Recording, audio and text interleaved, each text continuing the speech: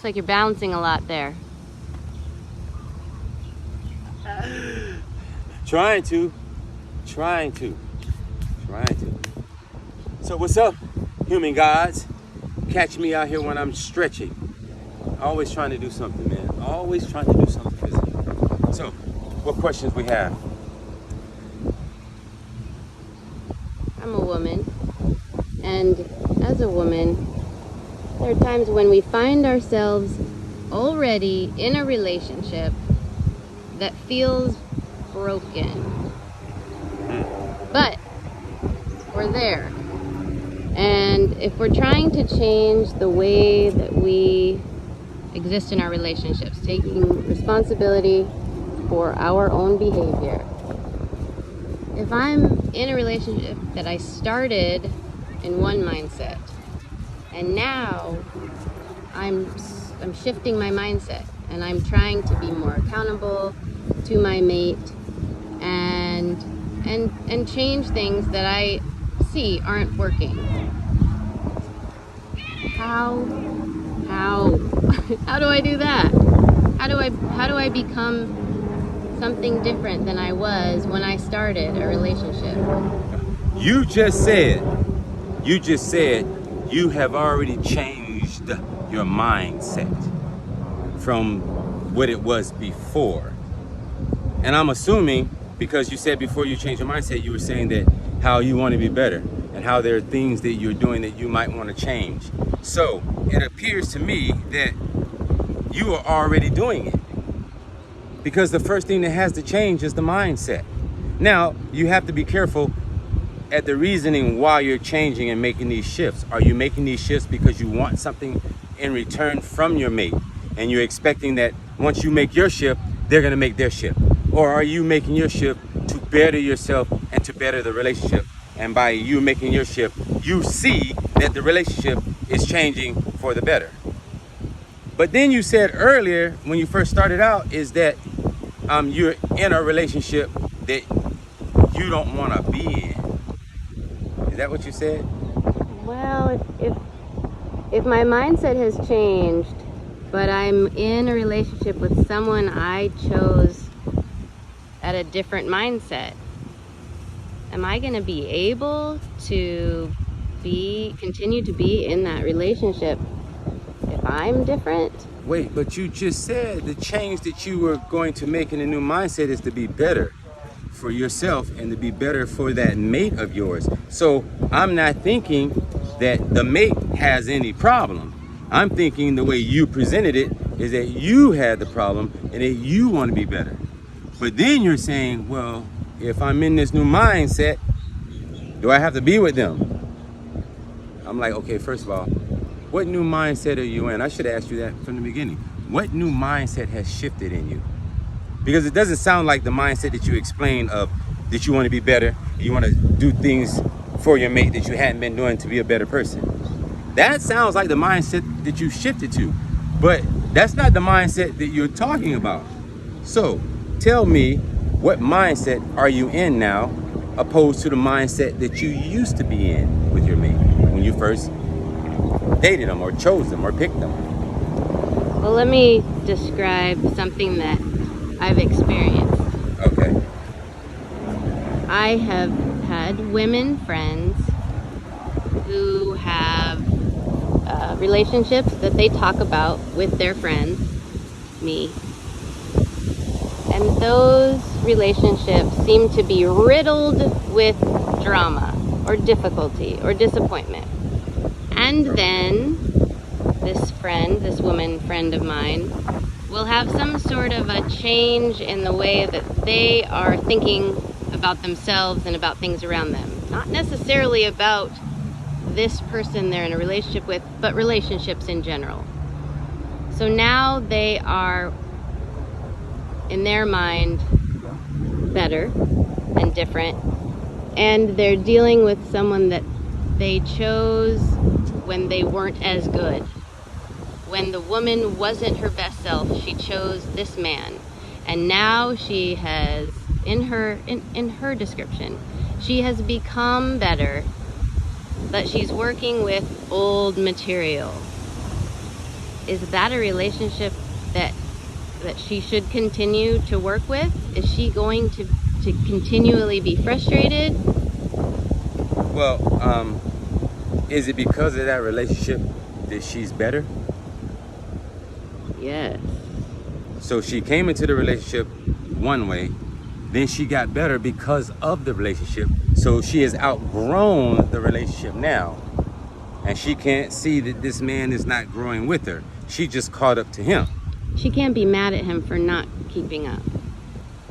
She can't be disappointed and disgusted that he hasn't been able to keep up with her growth. But initially, she was trying to keep up with his growth.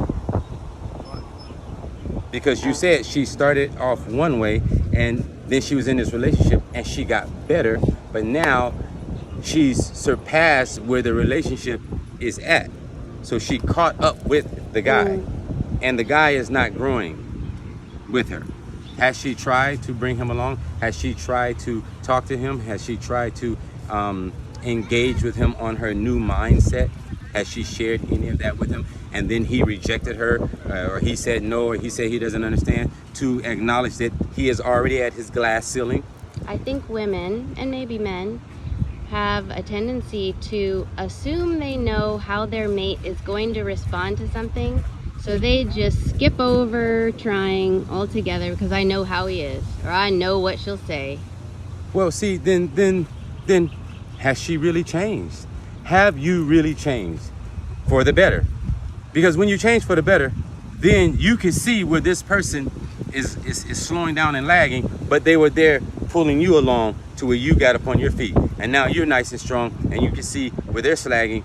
So it's up to you to turn around and pull them along, if in fact that's what you want to do. Because someone was there for you does not mean that you have to be there like that for them. We're not obligated. We're not obligated to each other beyond the moment. We're not obligated to each other beyond this moment. This moment we might be connected, and then the next moment we might shift, and I don't owe you anything, and you don't owe me anything. If you grow beyond me and you have brought it to me with your honesty and your truth, and I am at my glass ceiling, I can't contain you. I can't contain you, even though I'll probably try and I get upset and all this and try and hold you responsible for me. And then I would say, well, look what I did for you. When someone starts doing that, then you already know you got to go. If they're trying to hold you at bay because they helped you and you should help them, you're already in the wrong space. No, you should not be with that person. You should take wings and flight and leave love. Leave love. But if someone's going to grow with you, and someone grew with you and you grow with them and you guys are growing together, that's like a team. You know, that's like a duel. But when you get to a point and someone hits their glass ceiling and you see that and you acknowledge that, you have to acknowledge that with your truth, and you have to tell that person how you are feeling, where you are mentally, and what you're going through. And when you can do that, then the responsibility of your truth is out there. It's not going to change. That is not going to change. Good morning. Good friend of ours. Oh my goodness. Such a good lady. Such a good woman. Such a good woman. But back to you being honest. Let your honesty be the acid test of everything. Because you know what? If you're honest enough to say something, that is the world you're supposed to live in. That is the vibration you are supposed to live under. So if you don't agree with something, you're supposed to say something. Yeah, it's going to shift, but it's going to shift things in a manner to where you can live better. Because at least that person knows what you're thinking and what you're feeling. So many times in relationships, it doesn't work because we stop talking. We stop being honest with that person. We start changing. We start keeping things to ourselves. We become an introvert inside of a relationship where it's two.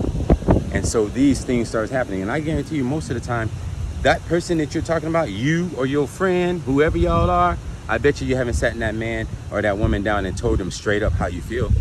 I can guarantee you that, because they'll probably get up and walk out. You don't want that. You want to walk out first. So you want to prepare yourself to haul ass first. So we don't want to tell anybody what we're really feeling, because that just might trigger them, because they might be feeling the same thing. And they might be ready to be like, good, you know what? I was thinking the same thing. Maybe we should leave. It's only fair because if there's new terms, they should know what they are. Well, they'll see the new terms. You can't be with somebody and tell me you can't see them growing right before your eyes. Okay, right before your eyes. You cannot tell me you can't see your mate growing. Just like you can't tell me you can't see this child growing. Come on, man. And they're growing because of the things that they interact with us and they have with us in the relationship they have. So come on. We got to be honest all the way around. Something that people have a hard time doing. They have a hard time being responsible. We want to put all our responsibilities on someone else's shoulders, and someone else has put their responsibility on my shoulders, and I've taken it and I've walked with it. Why? Because that's what society does. Society teaches us to carry everyone else's responsibility.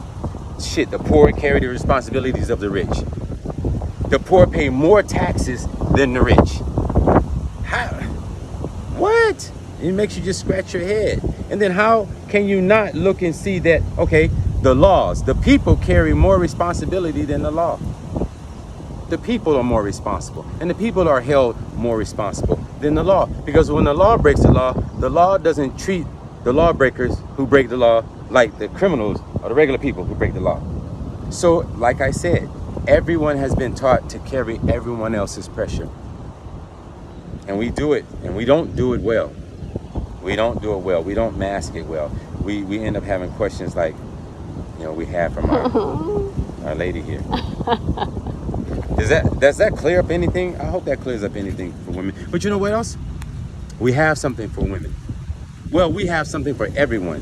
We have a book that we're going to start going chapter by chapter, and we're just going to talk about each chapter of the book.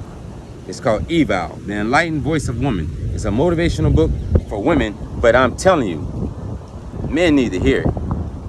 Men and women need to sit together and listen and read this book. So what we're going to do is we're going to have one chapter at a time. In the new year, we'll start talking about Eval one chapter at a time, and we'll go back and forth with dialogue between our ladies and asking questions about that book. But in the meantime, listen, remember, let your honesty be the acid test of everything, for everything. Just be 100 and accept the life that comes from being honest.